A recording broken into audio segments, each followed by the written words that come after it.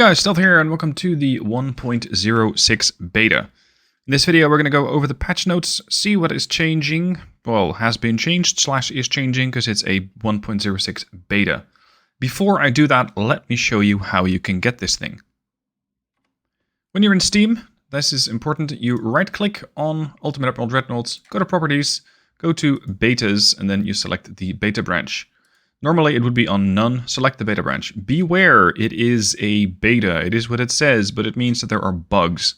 One of the known bugs, at least to me, is that currently, if you make peace with another empire, yes, that's a feature, if you make peace with another empire, that means that all of a sudden, they are going to finish the campaign. This is one of the bugs, beware. Alright, let's go over some of the new features.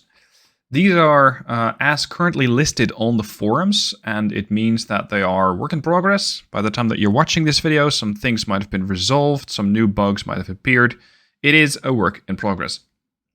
Now, one of the most important things is that you now have an ongoing campaign.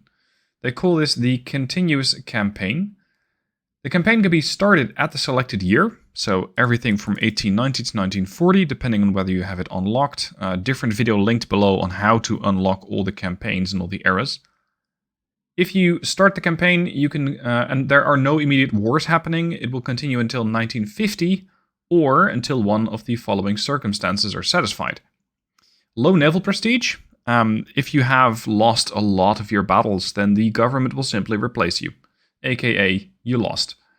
The other one is revolution and naval prestige is not high. The player is replaced by the new government. And total nation defeat, 50% or more of the home provinces are lost. That's problematic. Can't have that happen. Anyway, that immediately ties into the ability to take over provinces. Now, these provinces are apparently, well, they're available for takeover, if you will. Not so much that you can launch an invasion, but the enemy, if they lose, are going to be forced to pay reparations. Can be done in the form of ships, can be done in the form of ports, can be done in the form of provinces. And this is going to be rather important. That is, when that bug gets fixed, where the enemy, or where the campaign immediately ends when there is peace. When they have that fixed, and you are fighting, I don't know, you're French, you're fighting the Germans, maybe you take over Heligoland as a province. I'm not sure if that's also going to get you the port. I imagine it will. And this is going to open up a whole new host of opportunities. I think it might snowball in the sense that what is going to happen when the enemy loses a province is that their economy is going to crumble. And if that happens, then, well, they will prove less of an enemy, less of a target, and you'll potentially just steamroll them. Anyway, during peacetime, the following new mechanics are introduced. Random events. These are events in which you must take a decision that will affect relations with other nations and other aspects of gameplay. It's a work-in-progress functionality that will expand further. Alright. Let's see if I can get one of those. Currently, I believe I am not actively at war with anybody. My relationship with Great Britain is okay. My relationship with Germany is not great. Italy is +10, and Austria-Hungary, for some reason, is -70. Yet, I am not at war with any of these. I don't know if I can declare war myself. I don't believe so, because there's not really anything that says declare war like you would expect it to be. So we're just going to have to wait for a couple of random events until war, inevitably happens.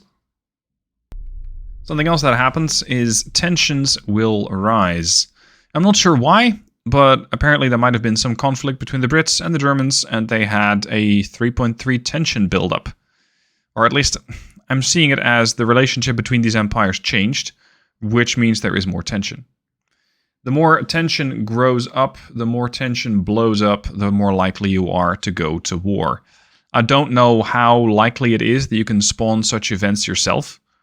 I would imagine the British having a ton of ships in the North Sea, and then the Germans also having a ton of ships in the North Sea, could spawn tensions.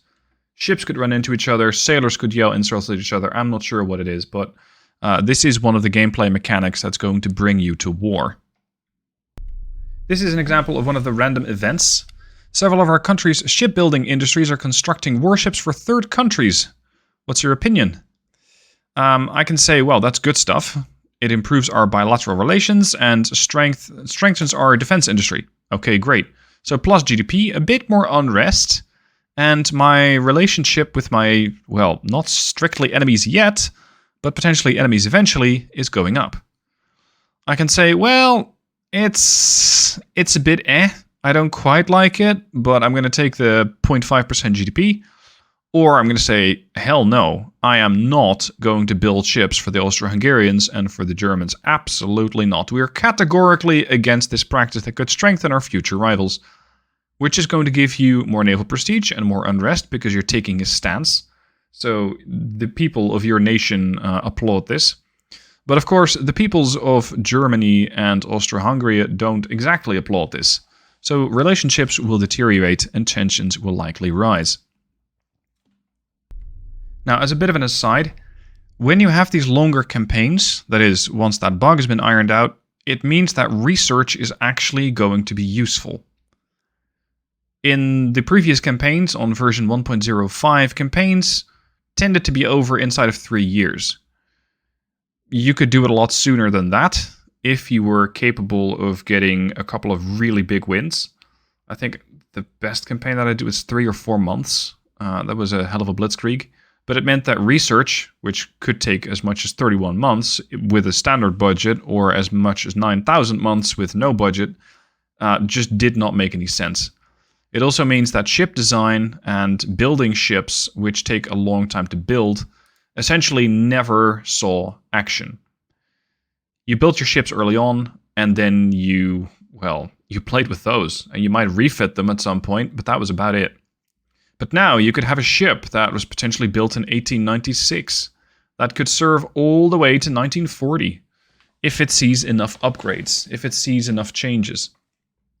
This is definitely a very, very good step, because the short campaigns meant that, well, you just had quite a lot of action, but not really any sense of, oh, I'm going to get attached to this ship for decades. It's going to serve me for decades. It also means that you, well, essentially didn't really have to reserve any space on the battleship, or any ship for that matter, for future upgrades. For example, if you get better loading systems for your turrets, or if you eventually get up to the point where you get a radar, it's going to take you some displacement to get up to that. And getting some free displacement, if you will, really helps. That is something that, with this new prolonged war, is going to be far more interesting. And in a period like peace, like this, I have a very good monthly balance. So I can say, you know what? I am going to just spend a whole lot on research. And I'm going to prioritize, for example, getting stronger hulls, or maybe getting a big lead when it comes to developing new shells or torpedoes. All of these things are going to be very important longer-term strategic decisions. And I think that greatly adds to the replayability of the game, because it tended to be a bit null and void, this whole research thing.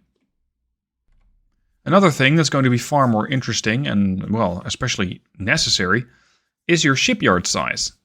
This is something that you generally did not, or at least I generally did not really spend any time of attention on, because it just didn't matter. Building out a shipyard to, in this case, another 4,800 tons took 24 months, in which time the war could be over. And even if you did complete it, then by the time that you had the shipyard completed and you had your new ship designed, it means that the ship was going to take another 20, 25, 26, 28 months to rebuild, which again meant that the whole shipyard upgrade was essentially useless. So this too is another thing that's going to be very useful.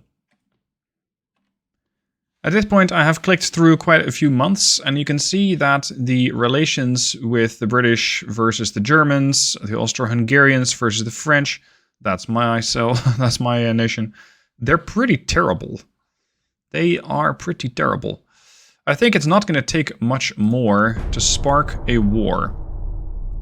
And that supposedly, yep, there we go, the British are, there we go. War has erupted between the British and the Germans.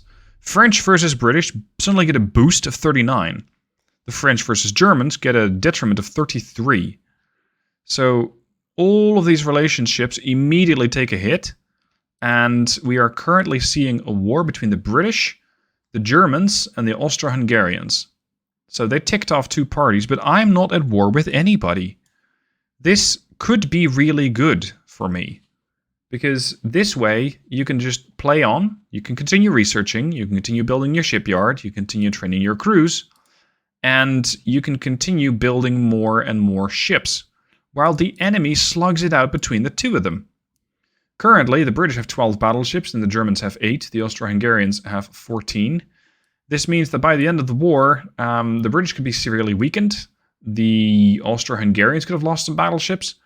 Maybe at that point, I am going to be at such high tensions with the Germans that I can actually roll them right up. So a war that you are not involved in is not necessarily bad for business. Because, well, you can just take the scraps from the other fleets. Take the scraps from the other empires and roll them up after they're done getting all tired. And this also ties in nicely with economic cycles. Because it says, during prolonged wars, the GDP, so that is the gross domestic product, let me go to politics, GDP, will suffer greatly, and economic growth accordingly. After the war, it will need much time to recover financially, especially if you were defeated and lost provinces. So what we're seeing right now is that the British have a very healthy GDP of 20%.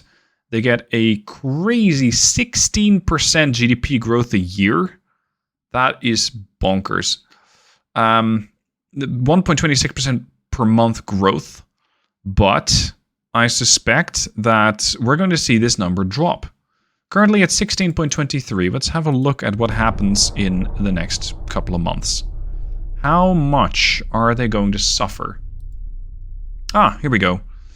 Oh, the Austro-Hungarians have sent an ultimatum demanding that we withdraw our fleet. Right, this is an absolute disgrace.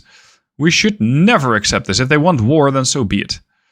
What I would like to see, as a bit of an aside, is an overview of what my relationship with Austria-Hungary is right now, so that I know whether this will spark war or not. Because a minus 30% hit could be survivable. That's to relations, I mean. It could be survivable. It could also instantly spark a war. I can also say, you know what, if we offer them a generous compensation of 50 fucking million, then it'll soften up the relations. You will not get a war. It's just going to take a lot of money. But if you have just been at war, if you have potentially lost a whole lot, then maybe 50 million is better than the alternative. Because the alternative being, you go to war, your economy suffers, potentially even more. And if you already have a lot of ships out of commission, a lot of ships destroyed, then this might actually be a good option. And of course there's the middle ground, which says I'm going to pay 15 million. This is still a shakedown. I'm going to lose naval prestige. I'm going to get a little bit less unrest in my nations, because I don't want a war. And this is going to give me naval prestige, but more unrest. And remember, you got to balance the unrest and you got to balance the amount of naval prestige, because if either falls too low, you will be replaced and you will lose the campaign. Now for this example, I'm going to say this is an absolute disgrace. I am not going to accept this bullshit, and I will not be shaken down by the Austro-Hungarians. So that means that my bonus to the British gains another 46. Of course, the relationships with the Austro-Hungarians and the Germans worsen, and with that, we are most likely at war. But I am only at war with the Austro-Hungarians. So the Austro-Hungarians have war with 2 parties. The British have war with 2 parties as well, but the Germans are only fighting the British. So you get these sort of asymmetric wars. It also says that if you have 2 nations which have good relations up to plus 99%, like the British and myself, a special event can trigger alliance agreements. Nations in an alliance fight their enemies together, as it happens in the update of 1.05. So the predecessor of this patch. And with that, it means that you are quite likely to start seeing all sorts of alliances. Keep in mind, it might not be in your best interest, because I might be able to deal a pretty swift blow against the Austro-Hungarian fleet, but if I join the British in their war, that means I'm also going to be fighting the Germans, and I might not want to do that. So in this case, if the British would offer me an alliance, I am not going to take it, because I think it'll not be in my best interests at the moment. Now, just after the Austro-Hungarians, there was a serious incident which involves Germany. One of their profound politicians was assassinated in cold blood. Remind you of anything? And their government accuses us that we are behind this. They're asking for humiliating concessions to forget the matter. So how expensive is their politician? 100 million. Apparently, politicians can be bought or sold or killed for 100 million. And if you just pay 100 million of naval funds, which in my case is a little less than half, then I can make the whole thing go away. Of course, my naval prestige is going to take a hit. Naval prestige is currently at 20, so I might be able to do it, but I really don't want to. If they are asking for trouble, then we are going to give them a war. So this is an opportunity to either get pulled into the war with Germany, or to say, you know what, I don't want that. I really don't want that. And I am at war with Germany anyway. Okay. Probably because I have hit the -99 thing. So now it is the British and the French against the Germans and the Austro-Hungarians anyway. Right, so that's the part of the campaign. I think I covered the random events, the tensions, the alliances, the war, the negotiations for peace is something that I will not be covering because that's going to take a lot of gameplay time, and I currently don't have time for that. When eventually a peace agreement is signed and war reparations are shared for the victors, money, ships, and provinces are transferred accordingly to the nations. While there is no land conquering mechanic yet, the province exchange via war reparations will be somewhat exaggerated. Now, one final check-in with the British, because the British used to have that crazy good economy of 16% growth a year. That's been down a bit. So this is going to be pretty important. Don't be at war for too long, or your economy will suffer the consequences. Several other changes that have been made revolve around the mechanics that have to do with shipbuilding. There is a new detailed citadel. It says the damage model becomes upgraded with a far more detailed armoring scheme. The way you lay out your guns and funnels will affect the length of the citadel, which is the armored box covered by the main belt and deck. You will be able to view it in the ship design during the design process. Now over here on the right, you can see this new sections overview. And if I'm not mistaken, then these darker colored areas will be the citadel. I'm going to set my citadel up to be an all or nothing citadel. And let's say I want to have a main tower. I want to have a secondary tower. I want to have a funnel in there. Let's go with one that actually fits. And let's put a few guns here and here. Please go away. There. This means that right now I have a pretty sleek citadel, because I have everything very close together. If I start spacing these guns out, the citadel grows. And with that, I suppose that the amount of armor that you're going to need also increases. 87,972, 85 to 39. So having a smaller, more compact citadel means that you're not going to be placing, or you're not going to be needing as much armor on that as you would need if you were to build a, let's say, a larger ship. Let's go for a superimposed barbette. If I would want to get a couple of 18s on here, there, and there, you can see I now have a pretty long citadel, which means my armor is going to be a lot heavier. And this means your main belt armor is going to have to be more. You could, again, use far less forebelt. But at this point, I don't even have that much forebelt left, essentially. Look at that. If you put it all the way out there, that turret, then the citadel extends to almost the entire ship. Same for pushing this thing as far back as possible. Here. There's a huge citadel. Stem to stern. It's a very, very big area that needs to be covered. This is going to allow you to build ships which can be as compact as you might like. Something like this is going to give you a really good citadel. Or at least a really compact citadel, which means that you could potentially go for, I don't know, 35 inches. Wait. Oh, there we go. It just hadn't updated yet. So 35-inch armor belt.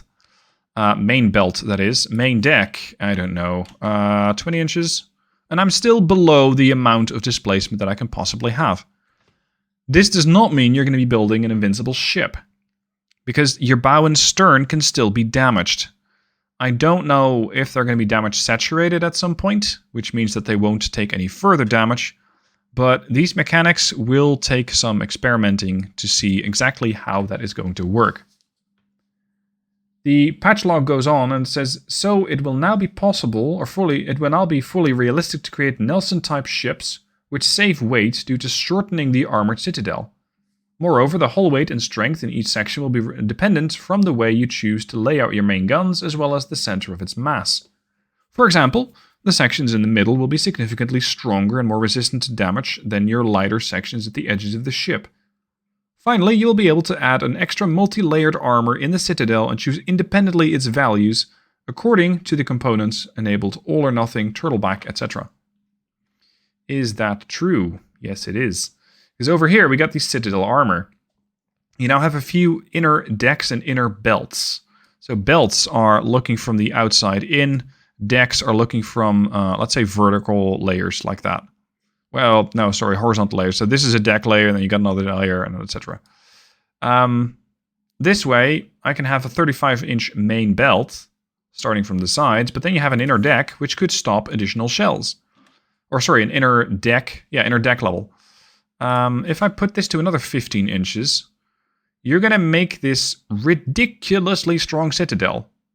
But the moment that you want to add an additional gun, the citadel grows. And if you do that, then I imagine it's going to go very quickly. That's 7,000 tons. The turret weighs 2,237 tons. But because the citadel suddenly extends farther forward, you have to do a lot more armoring. Whereas the belt initially came to here, the citadel, and that's both 35-inch main belt as well as the 15-inch inner belt, you now all of a sudden have to extend that to beyond here. This does mean, I believe, that you can make a very potent, very, very resilient ship to the tune where you have 15 inches of inner armor belt, 12 inches of second inner belt, and 9.6 third inner belt. This is a ridiculously turtly ship. And that is with Group 1. With Group 4, of course, you can even add more. Turtleback armor is going to give you less of the inner citadel armor. You got one inner deck and a second inner deck and one inner belt and second inner belt. When I go to the Citadel 3, you get an inner deck and an inner belt and a second inner belt. So first inner belt, second, and one inner deck. So having the all or nothing armor scheme really gives you the most options when it comes to really customizing the armor on the Citadel. Furthermore, new calculations for the hull will affect everything from the ship's stability to weight allocations. For example, you can enlarge the Citadel to reduce the pitch and roll, because by adding weight in the central parts of the ship will significantly increase its stability. Currently, this effect is not so strong because all sections were weighed equally. So adding big guns on the ship would always increase pitch and roll with no way to reduce other than bringing guns closer to the center. This is what we've been doing quite a bit. You might have seen Brother Monroe do it as well. He's far better at this than I am. Bringing your guns closer to the, let's say closer to the core, closer to the center of mass, reduces the pitch. But you now have all sorts of additional options for that using this additional Citadel armor. So, that's Citadel armor, but there's more in this patch. Special gun calibers. And you might have already seen this thing on the bottom left-hand side, gun caliber. Normally, it's just you throw on an 18-inch turret and that's it. Right now, you have further options. Because I can adjust the diameter. And yes, that means you can get 18.9-inch guns. Does that also mean you can get bigger than 20-inch guns? Yes, it does. Although the 20-inchers, they can only grow... Oh, sorry, you cannot get 21-inch, but you can get 20.9-inch. And that's a hell of a gun. You can also reduce the amount of caliber. So you can get... Oops, that's the other way. Sorry, no. My bad. You cannot reduce the diameter, because then you just have the 19 plus diameter from the previous. But you can adjust the length of the barrel. The length of the barrel, as the tooltip indicates, affects the length of the muzzle rifle, sorry, of the gun rifle, so this bit. What does that do? Well, a longer rifle increases the shell's range and muzzle velocity, and thus its penetration. A longer rifle also increases the cost and weight of the gun, while it's decreasing its fire rate. Guns with shorter rifles have a significant fire rate bonus and also considerably cheaper and lighter. But what they don't tell you is that it's also the reverse for when it comes to accuracy. So let's have a look at this 18-incher over here. This is the standard 18-inch gun, dual barrel, and I want to engage something at 15,000 meters. Right now, I have an accuracy of, if I'm reading this correctly, 5.5% to 7%. If I elongate the barrels, and you can actually see them grow, I love that, then all of a sudden I go from 12 to 16%. That's my margin. So it used to be 5.5% on the lower end, now it's 12%. But check the reload. The reload's currently 112 seconds. This means that while I might be more accurate, my gun reload is pretty poor. And yes, you can still... I cannot upgrade that because I already have the autoloader. And this is with light shells, by the way. If you go the other way, you can say, you know what? I want to make these things as short as possible. Why would you want to? Well, I imagine a ship that is good at brawling. Potentially a fast battle cruiser or a fast cruiser, which has short guns so that they load faster. Because that reload has suddenly been reduced to 55 seconds. But, remember that accuracy? That used to be 5.5% and then went to 12%. That is now 1.5%. At short range, well, with a short barrel, you're going to need to get the short range to actually hit anything. Because right now, I probably wouldn't take the ship out. So, for main guns, I probably wouldn't do it. But how about secondary guns? Let's say I put a 6-incher on here. This thing is dealing with destroyers, dealing with maybe light cruisers. So what I want to do with this particular turret is make sure it fires very quickly. I can reduce the size of the guns. It's a 5.9... Why is it 5.9 gun? No, I can either say I want to get it as close to 6.9 inches as possible or 6.5. But I want to make these things very, very short. And that way, they fire every 6.7 seconds. Whereas if you would have it at normal, it fires every 8.7 seconds. Of course, you're going to be sacrificing accuracy, but this is your choice.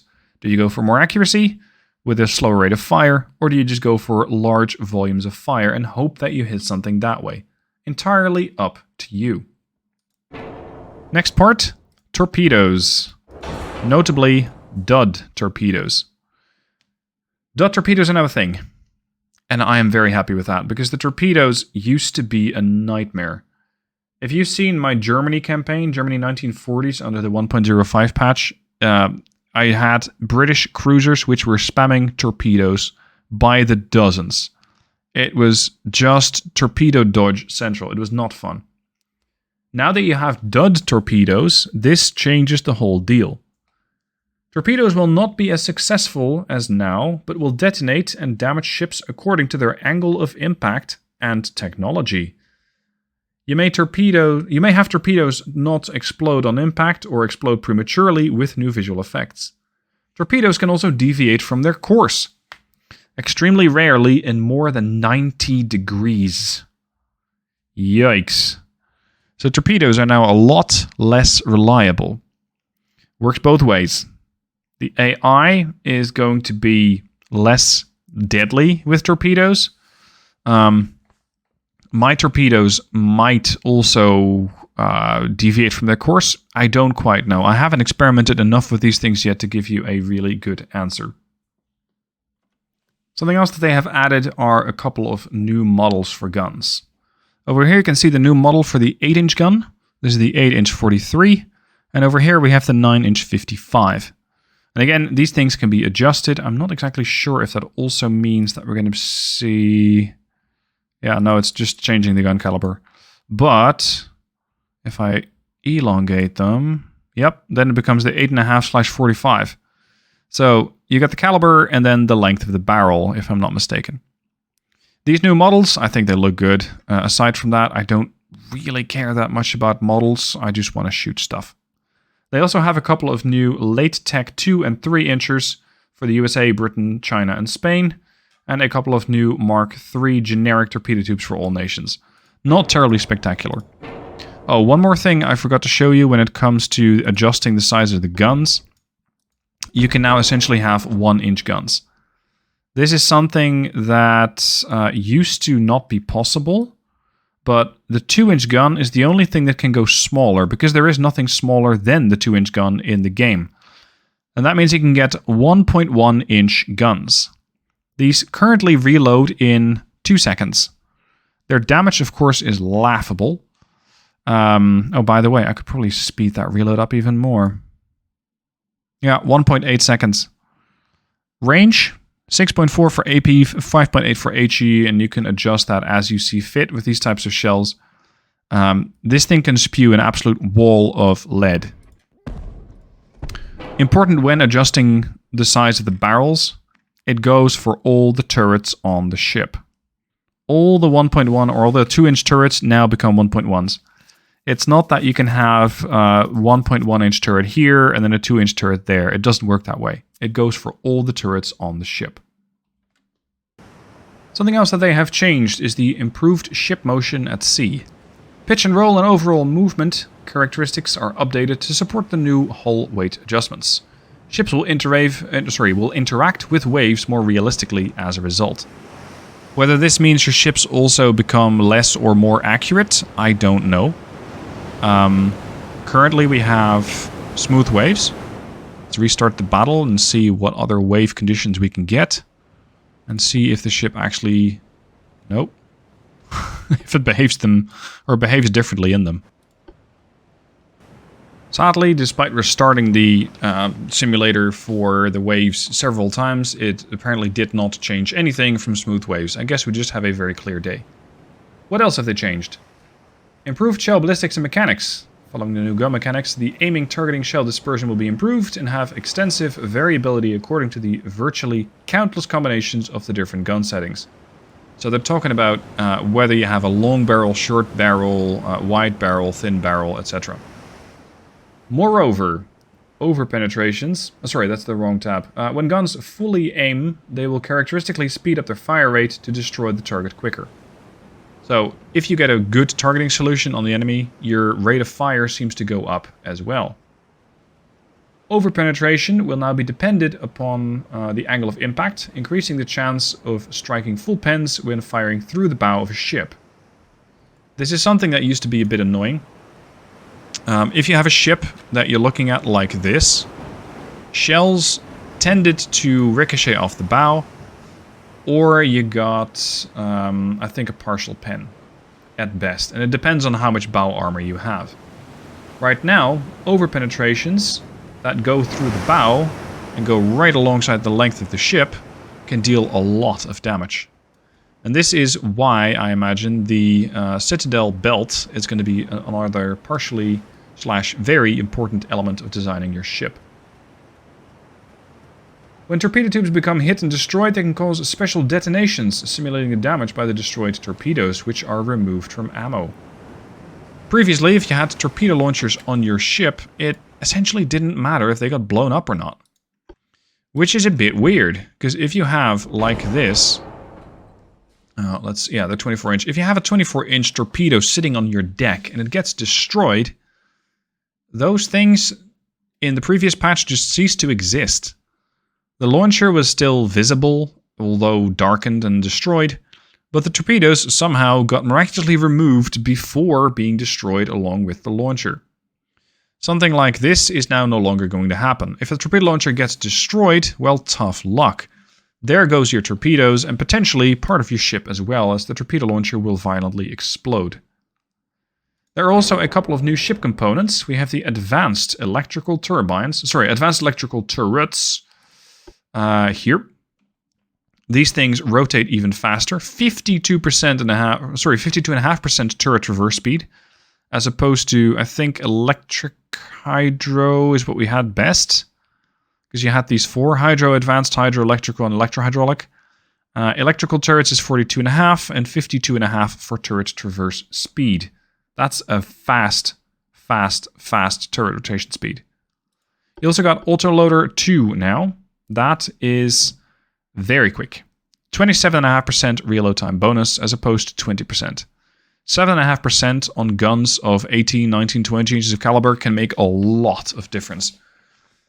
When using 9-inch guns, it doesn't give you that much of a difference in the strict amount of seconds that it means, or the strict amount of seconds that you get. I mean, now it's 12.3, now it's 10.7. It doesn't matter that much, whereas for this turret, it's 55 seconds now with the better loader, and otherwise 63.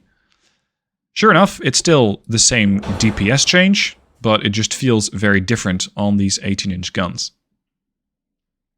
There's also said to be in the patch notes many ship and weight cost balances. Following up the new citadel and gun mechanics, the cost and weight of the ship assets have been adjusted accordingly. That's good. It means we can build some new different ships, which is nice because sometimes they get a bit samey. New weapon stats visible in the UI. In the weapon stat, you can now review the weapon's rotation speed in degrees per second and what is the exact weight of ammo per turret. Let's see, rotation speed 2.21 degrees per second. And that is currently with the electrical turrets. If I go to electro-hydraulic 2, we can rotate at 2.77 degrees per second. So yes, your turret rotation speed goes up a lot. And especially for smaller turrets, let's say a destroyer, I imagine this is going to make a lot of difference. Not so much being able to see what the rotation speed is, but it does help when you're designing your ship. Because if you want to use a 5-incher, then I want to make sure that the turning speed of the ship... you know what, let's just quickly throw a destroyer together. Here... Oh, you're too wide. There. Let me put this here. Put another gun on, otherwise the game is going to be complaining about it, and I need a torpedo launcher. Boom. Okay. What I want is for my turrets to rotate as quickly or faster than the turning rate of the ship. The turning rate of the ship is currently 3.13 degrees per second. Okay. Turret rotation speed is 8.29, so right now it's all good. If I go for all the bonuses that are going to allow me to rotate the ship faster, like an unbalanced rudder and a better propeller shaft and electro-hydraulic steering, then my turning rate is certainly 6.68, so I'm still below. But you can really boost the amount of turret rotation speed. You can put this at 10 degrees per second. And this means you're most likely going to be keeping your guns on target, even if your ship rotates very quickly. So try and keep these in mind. During battle, by hovering the mouse on a weapon type, all the respective weapons become highlighted and colored according to their status. Green, fully operational. Yellow, seriously damaged. Red is destroyed or out of ammo. Previously, you could just view the weapons highlighted yellow with no information on whether they were working or not. This is not a very nice feature, because it was always a bit of guesstimating using that window on the top of the screen, figuring out, is this thing working? Is it not working? And especially for colorblind people like myself, it tended to be a bit annoying. More importantly so for torpedo launchers. Torpedo launchers and side-mounted turrets, oof, very hard to see. Further auto-design improvements. The AI will design ships even better, following the logic of the new mechanics for Citadel and the guns. Okay, I will believe it when I see it. Build me a ship.